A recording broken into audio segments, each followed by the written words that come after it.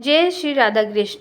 यदि आप श्री राधा जी के बारे में, राधा तत्व के बारे में जानना चाहते हैं तो हमारी इस वीडियो को शुरू से लेकर अंत तक अवश्य ही सुनिए। जय श्री कृष्ण, जय श्री राधे। आइए जानते हैं राधा रानी कौन थी। इस वीडियो के द्वारा आप जान पाएंगे कि राधा रानी कौन थी। पद्म पुराण के अनुसार राधा वृषभानु नामक वैश्य गोप की पुत्री थी। उनकी माता का नाम कीर्ति था। राधा का पहला नाम वृषभानु कुमारी था। बरसाना राधा के पिता वृषभानु का निवास स्थान था। बरसाने के अलावा राधा का अधिकतर समय वृंदावन में ही बीता। राधा ने जब कृष्ण को देखा तो वह बेसुध हो गई थी। कहते हैं पहली बार उन्होंने श्री कृष्ण को तब देखा था जब उनकी माँ यशोदा ने उन्हें ओखले से बांध दिया था। कुछ लोग कहते हैं कि वह पहली बार गोकुल अपने पिता वृषभानु जी के साथ आई थी, तब श्री कृष्ण को पहली बार देखा था। कुछ विद्वानों के अनुसार संकेत तीर्थ पर पहली बार दोनों की मुलाकात हुई थी। अलग ग्रंथों में सभी का वर्णन व्याख्या अलग है। हम कोशिश करेंगे आपको समझाने की कि राधा रानी कौन थी, वे कहाँ रहती थी। आप हमारा साथ दीजिए। ब्रह्म वैवर्त पुराण प्रकृति खंड अध्याय 47 के अनुसार यदुवंशियों के कुलगुरु गर्ग और ऋषि द्वारा लिखित गर्ग संहिता की एक कथा के अनुसार एक बार नंद बाबा श्री कृष्ण को लेकर बाजार घूमने निकले थे। उसी दौरान राधा और उनके पिता भी वहां पहुंचे थे। दोनों का वहां पहली बार मिलन हुआ। उस दौरान दोनों की ही उम्र बहुत छोटी थी। उस स्थान को सांकेतिक तीर्थ स्थान कहते हैं। संकेत का शब्दार्थ है पूर्व निर्दिष्ट मिलने का स्थान।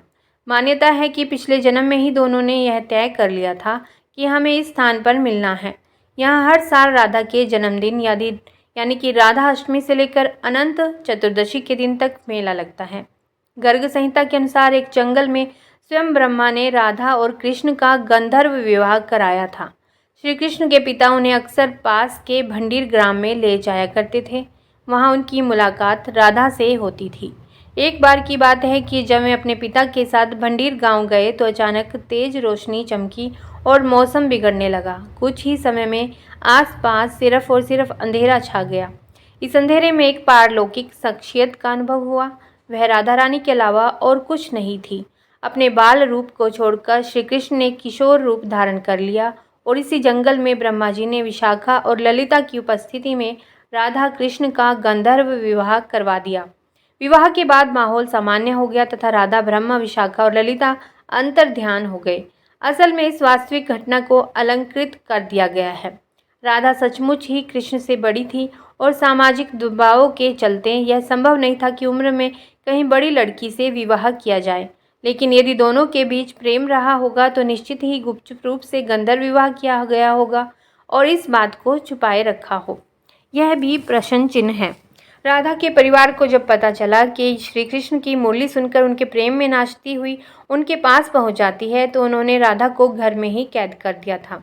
तब श्री कृष्ण ने अपने साथियों सहित एक दिन उन्हें रात में कैद से मुक्त कराकर उद्धव और बलराम सहित अन्य सखियों के साथ रात भर नृत्य किया था। यह रात पूर्णिमा की रात थी जब महारास हुआ था। बाद में राधा की माँ राधा के कक्ष में गई तो राधा उन्हें वहाँ सोते हुए मिली। कहते हैं कि उस वक्त श्री कृष्ण को दो ही चीज़ें सबसे ज़्यादा प्रिय थी, बांसुरी और राधा। कृष्ण की बांसुरी की धुन सुनकर राधा के जैसे प्राण ही निकल जाते थे। कई जन्मों की स्मृतियों को कुरेदने का प्रयास होता था और वह श्री कृष्ण की तरफ खींची चली जाती थी। श्री कृष्ण और राधा में बहुत ही गहरा प्रेम हो चला था। ऐसे में श्री कृष्ण ने अपने माँ यशोदा से कहा कि मैं राधा से विवाह करना चाहता हूँ। यह सुनकर यशोदा मैया ने कहा कि राधा तुम्हारे लिए ठीक लड़की नहीं है। पहला तो यह है कि वह तुमसे 5 साल बड़ी है और दूसरा यह है कि उसकी मंगनी यशोदे के भाई रायाण पहले से ही किसी और से हो चुकी है और वह कंस की सेना में है जो अभी युद्ध लड़ने गया है। जब आएगा तो राधा का उससे विवाह हो जाएगा। लेकिन जब श्री कृष्ण नंद और यशोदा दोनों से ही नहीं माने तो ऋषि गर्ग ने उन्हें बताया कि तुम्हारा जन्म किसी महान लक्ष्य के लिए हुआ है। तब श्री कृष्ण को राधा को छोड़कर जाना पड़ा। भगवान श्री कृष्ण के पास एक मुरली थी जिसे उन्होंने राधा को छोड़कर मथुरा जाने से पहले दे दी थी। राधा ने इस मुरली को बहुत ही संभाल कर रखा था और जब भी उन्हें श्री कृष्ण की याद आती तो वह यह मुरली बजा लेती थी। श्री कृष्ण उसकी याद में मोरपंख लगाते थे और बैजंती माला पहनते थे। श्री कृष्ण को मोरपंख तब मिला था जब वे राधा के उपवन में उनके साथ नृत्य कर रहे थे। मोर का पंख नीचे गिर गया था तो उन्होंने उसे उठाकर अपने सिर पर धारण कर लिया था और राधा ने नृत्य करने से पहले श्री कृष्ण को वैजयंती माला पहनाई थी। कान्हा पहले गोकुल, फिर नंदगांव और बाद में वृंदावन में रहने लगे। वृंदावन में ही राधा के परिवार के लोग भी रहने आ गए थे। बस वहीं पर जन्मा राधा और श्री कृष्ण का प्रेम पनपा। विष्णु पुराण में वृंदावन में कृष्ण की लीलाओं का वर्णन मिलता है। मान्यता है कि यहीं पर श्री कृष्ण और राधा एक घाट पर युगल स्नान करते थे। यहीं पर श्री कृष्ण और गोपियां आंख मिचौनी का खेल खेलते थे। यहीं पर श्री कृष्ण और उनके सभी सखा और सखियां मिलकर रास लीला करते थे। कृष्ण की शरारतों के कारण उन्हें बांके बिहारी कहा जाता है। यहाँ पर यमुना घाट के प्रत्येक घाट से भगवान कृष्ण और राधा की कथा जुड़ी हुई है। ब्रह्म वैवर्त पुराण के प्रकृति खंड 2 के अध्याय 41 के श्लोक 31 और 40 के अनुसार राधा जब बड़ी हुई तो उनके माता पिता ने रायाण नामक एक वैश्य के साथ उसका संबंध निश्चित कर दिया। उस समय राधा घर में अपनी छाया को स्थापित करके खुद अंतर्ध्यान हो गई। उस छाया के साथ ही उक्त रायाण का विवाह हुआ। इसी श्लोक में आगे बताया गया है कि भगवान श्री कृष्ण की माता यशोदा का वह रायाण सगा भाई था जो गोलोक में कृष्ण का अंश और यहाँ यशोदा के संबंध से उनका मामा था। मतलब यह कि राधा श्री कृष्ण की मामी थी। यदि हम यह माने कि श्री कृष्ण यशोदा के नहीं देवकी के पुत्र थे तो फिर राधा उनकी मामी नहीं लगती थी।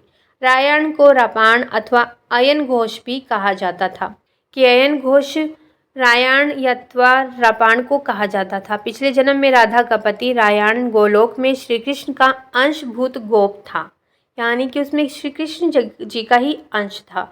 जब कृष्ण वृंदावन छोड़कर मथुरा चले गए तब राधा के लिए उन्हें देखना और उनसे मिलना और दुर्लभ हो गया। कहते हैं कि राधा और श्री कृष्ण दोनों का पुनर्मिलन कुरुक्षेत्र में बताया जाता है, जहाँ सूर्य ग्रहण के अवसर पर द्वारिका से कृष्ण और वृंदावन से नंद के साथ राधा आई थी। राधा सिर्फ श्री कृष्ण को देखने और उनसे मिलने ही नंद के साथ गई थी। इसका जिक्र पुराणों में भी मिलता है। कहते हैं कि इसके बाद राधा और श्री कृष्ण की अंतिम मुलाकात द्वारका में हुई थी। सारे कर्तव्यों से मुक्त होने के बाद राधा आखिरी बार अपने प्रियतम कृष्ण से मिलने गई। जब वे द्वारका पहुंची तो उन्होंने कृष्ण के महल और उनकी 8 पत्नियों को देखा। जब श्री कृष्ण ने राधा को देखा तो वे बहुत प्रसन्न हुए। तब राधा के अनुरोध पर श्री कृष्ण ने उन्हें महल में एक देविका के पद पर नियुक्त कर दिया। कहते हैं कि वहीं पर राधा महल से जुड़े कार्य देखती थी और मौका मिलते ही वे कृष्ण के दर्शन कर लेती थी। एक दिन उदास होकर राधा ने महल से दूर जाना तय किया। कहते हैं कि राधा एक जंगल के गांव में रहने लगी। धीरे धीरे समय बीता और राधा बिल्कुल अकेली और कमज़ोर हो गई।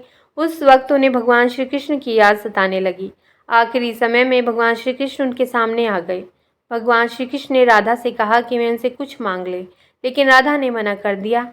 श्री कृष्ण के दोबारा अनुरोध करने पर राधा ने कहा कि वे आखिरी बार उन्हें बांसुरी बजाते देखना और सुनना चाहती हैं। श्री कृष्ण ने बांसुरी ली और बेहद सुरीली धुन में बजाने लगे। श्री कृष्ण ने दिन रात बांसुरी बजाई। बांसुरी की धुन सुनते सुनते एक दिन राधा ने अपने शरीर का त्याग कर दिया। जय श्री राधे कृष्ण, जय श्री राधे श्याम। तो यह वह कथा थी जो कई पुराणों में ब्रह्म वैवर्त पुराण और अन्य पुस्तकों में लिखित है। यह वे कथाएं हैं जो कि अज्ञात हैं, सुनी हुई नहीं है, लिखित हैं, राधे कृष्ण के प्रेम को दर्शाती है। तो बोलिए सभी भक्तगण प्रेम से बोलिए जय श्री राधे कृष्ण, जय श्री राधे श्याम, जय श्री राधे।